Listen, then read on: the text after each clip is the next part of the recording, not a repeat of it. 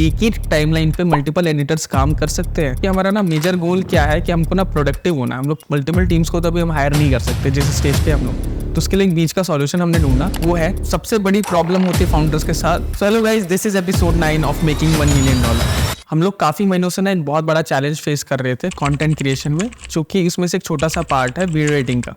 अभी क्या प्रॉब्लम हो रही थी, अपने पास ना मल्टीपल एडिटर्स हैं। कोई बैठा है बैंगलोर में, कोई बैठा है एमपी में। एक बंदा कर रहा है सीक्वेंस को एडिट, एक बंदा कर रहा है क्रिएटिव पार्ट को एडिट, जो कि एक ही सीक्वेंस पे काम कर रहे हैं वो लोग। तो वो कैसे करेंगे? अब इतने टाइम से हम लोग क्या कर रहे थे ना, फाइल को एक्सपोर्ट कर रहे थे, ड्राइव पे अपलोड कर रहे थे। 2-3 GB की फाइल होती है वो, फिर उसको डाउनलोड करते हैं, फिर इसको ओपन करते हैं, फिर वहाँ चेंजेस करते हैं, फिर उसको वापस एक्सपोर्ट करते हैं, फिर वापस उसको भेजते हैं।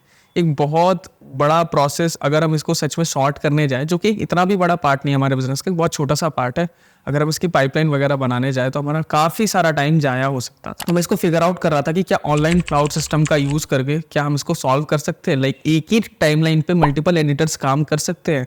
तो ये पूरा एडोब, चाहे एडोब का आफ्टर इफेक्ट ऑफ फोटोशॉप हो, वो ये ऑप्शंस प्रोवाइड करता है। हालांकि उसमें आपको पेड सब्सक्रिप्शन लेना पड़ता है। 99% लोग एडोब के सॉफ्टवेयर क्रैक वर्जन यूज करते हैं, ठीक है। तो उनको शायद पता नहीं है कि हम लोग एक ही टाइमलाइन पे एक ही वीडियो को 2-2, 3-3 लोग एक साथ यूज कर सकते हैं। एक साथ नहीं, मतलब एक बंदा अगर एडिट कर रहा है, दूसरा बंदा उस टाइम को नहीं एडिट कर सकता, लेकिन जब वो स्टॉप है, मतलब उसने अपडेट कर दी उस फाइल को वहां से, तो दूसरा बंदा एडिट कर सकता है। तो ये फीचर बहुत ज्यादा काम हुआ है, जो कि हमारे इतने सारे टाइम को अब इतना सा कर देगा, बहुत ज्यादा प्रोडक्टिव हो जाएंगे। क्योंकि हमारा ना मेजर गोल क्या है कि हमको ना प्रोडक्टिव होना है। हम लोग प्रोडक्टिव नहीं हो पा रहे, एफिशिएंट नहीं हो पा रहे। जिस काम को हमें एक दिन में कर देना चाहिए, वो काम एक हफ्ता लग जा रहा है उसको कंप्लीट करने में। अब दूसरा सबसे बड़ा चैलेंज क्या है, जितने भी हमारे पास लीड्स आ रहे हैं या फिर कस्टमर्स हमारे पास आ रहे हैं, हमको ना एक एक करके उनको अपने सर्विसेज के बारे में डिटेल देना पड़ रहा है, प्राइसिंग देनी पड़ रही है, चीजों को अच्छे से एक्सप्लेन करना पड़ रहा है। इसको सॉल्व करना बहुत जरूरी है, क्योंकि इतना सारा टाइम अगर हम अभी से देने लगेंगे, हम देखो मल्टीपल टीम्स को तो अभी हम हायर नहीं कर सकते जिस स्टेज पे हम लोग।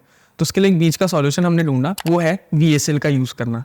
VSL मतलब होता है वीडियो सेल्स लैंडिंग पेज। अब उस पे लैंडिंग पेज पे क्या होगा, जो भी चीज हम कस्टमर को कॉल पे या फिर गूगल मीट पे हम लोग समझा रहे हैं, वो सीधे क्या करेगा, लैंडिंग पेज हमारा काम कर देगा। हम लोग वहां पे वो वीडियो अपलोड कर देंगे, एक वीडियो जिसके अंदर ना डिटेल हमारे सर्विसेज, प्राइसिंग, ऑफर्स के बारे में इंफॉर्मेशन होगी। तो अब सोचो, 100 कस्टमर्स को अगर हम लोग जाके प्रेजेंट करते वो सेम PPT, हमें कम से कम 100 घंटे लगते। अब वो 100 कस्टमर एक साथ उस प्रेजेंटेशन को देख सकते हैं, और जिसको उसमें से परचेस करना है वो अपना हमसे सर्विस ले सकता है। ऑब्वियसली उसके बाद मीटिंग होंगी, कुछ FAQs वगैरह हम आंसर करेंगे। तो ऑब्वियसली देखो ना, 99% हमने टाइम को छोटा कर दिया। अब हम एक महीने में 10 क्लाइंट्स क्लोज करते, 10 सेल्स क्लोज करते। अब लो टिकट आइटम में अगर हम ऐसे एक एक करके करने बैठे तो हो गया, हमने बना लिए $1 मिलियन। तो इसलिए इस बीच का सॉल्यूशन निकाला है, जो कि हमारे बजट में भी हम इजीली एग्जीक्यूट भी कर सकते हैं। अब VSL को बनाने के लिए ना 4 मेजर पॉइंट्स होते हैं जिनका ध्यान रखना पड़ता है। सबसे पहले आप हेडलाइन के अंदर आप कौन से पेन पॉइंट को टारगेट कर रहे हो, सब हेडलाइन, ऑफर क्या कर रहे हो, वीडियो, पूरी डिटेल वीडियो आपके सर्विस के बारे में, ऑफर्स के बारे में, सारी चीजें। उसके बाद CTA, ठीक है, ये चीज बनाई। और अगर आपको भी देखना है VSL दिखता कैसे है, मैंने लिंक डाल दिया डिस्क्रिप्शन में, आप जाके वहां से चेक कर सकते हो। सैंपल है, मेरी वीडियो वहां प्रेजेंट नहीं होगी, वो सिर्फ कुछ कस्टमर्स के लिए, अभी मैं नहीं दिखा सकता। तो चलो दिखा देते हैं, दिखा देना चाहिए ना। वीडियो सेल्स पेज मैंने कमेंट के लिंक में पिन कर दिया, जाके देखो, और कुछ गलती लगती है तो मेरे को कमेंट में बताओ, फिर उसको हम इंप्रूव करेंगे और ज्यादा। और नेक्स्ट वीक हम उसको लॉन्च करेंगे एड्स रन करने के लिए, फिर हमारे कस्टमर जितने भी उनको हम डायरेक्टली भेज दिया करेंगे, वहां से जो जिनको लेना वो डायरेक्टली वहां से परचेस वगैरह कर सके।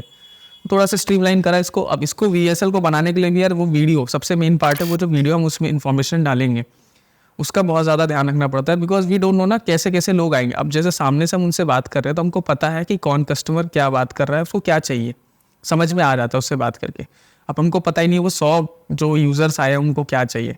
तो उस PPT में एक एक चीज़ का ध्यान रख के हमको सारी चीज़ें बनानी पड़ी। तो एक एक स्लाइड पे हमारे घंटों घंटे लगे उसको सेट करने में कि ठीक है, हमको ये डालना चाहिए, नहीं ये डालना चाहिए, नहीं ये डालना चाहिए, तब जाके वो एक वीडियो बनी है। तो उसको यूज़ करेंगे, ठीक है। तो ये बहुत बड़ा काम था, जो कि हमने पूरा हफ्ता लगा दिया बनाने में, डिज़ाइन करने में और रिकॉर्ड करने में। उसके बाद सबसे मोस्ट इंपॉर्टेंट पार्ट, सबसे बड़ी प्रॉब्लम होती है फाउंडर्स के साथ या कोई भी, हर एक बंदे के साथ, वो प्रॉब्लम सॉल्यूशन अप्रोच माइंडसेट के हिसाब से नहीं चलते। हमेशा जब आप जंप करोगे हाउ वाले पार्ट पे बिना व्हाट वाला पार्ट पता किए, तब तक जो आपका गोल है वो वाला पार्ट कभी सॉल्व नहीं हो पाएगा।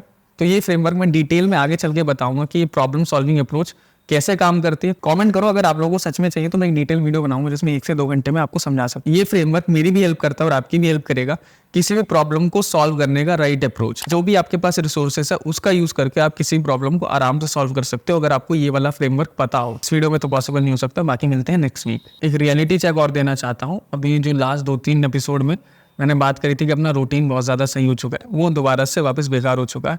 We are working whole night, तो उसकी वजह से नेक्स्ट डे बेकार हो गया, फिर अगला दिन बेकार हो गया। और एक ही काम पे हमने जो अपना स्केड्यूल सेट किया था कि 4 घंटे खुद के काम पे करना है, 4 घंटे क्लाइंट के और 4 घंटे बिजनेस पे, वो भी स्पॉइल हो गया जस्ट बिकॉज कि हम लोग इस पे काम कर रहे थे पीपीटी पे, जिस पे घंटों घंटों लग रहे थे इसको बनाने में, एक टेक्स्ट को सही करने में। तो ये सारी चीज़ें बीच में आती रहती है, एकदम स्मूथ नहीं रहती जर्नी, थोड़ा अप एंड डाउन रहता है। तो उसको नेक्स्ट वीक दोबारा से फिक्स करेंगे कि कैसे हम सब इस चीज़ों को लाइन पे ला सकते हैं।